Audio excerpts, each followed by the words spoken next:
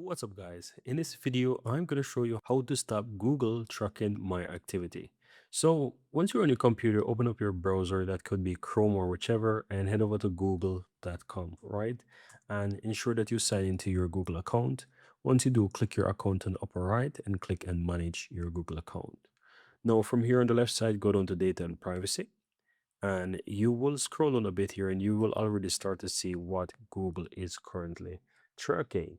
And so if you look right here, you will see it says review and delete your data, and you can see that it shows that you have view maps and timeline, view YouTube history, and view my activity. You can click on it from there as well.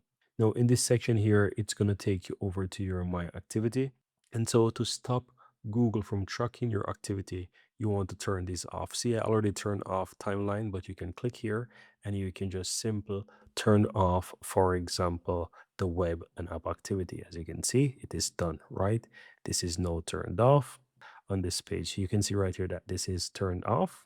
So if I go back right here, you will see that this is turned off as well. And for YouTube history, we can do the same as well by going inside here and turn this off. So scroll down, click on turn off and pause it in this case. And as you can see right now, if I go back, Google will no longer be able to track my activity. And so that's it, guys. This is how you can quickly stop Google from tracking your activity. And of course, you can also delete your history from here as well, delete your My Activity by simply going here where I showed you, and no, from this section, you can click the three dots and you can delete your activity as well. So you can choose to delete your activity and so forth. So that's pretty much it, guys. Very easy and very simple.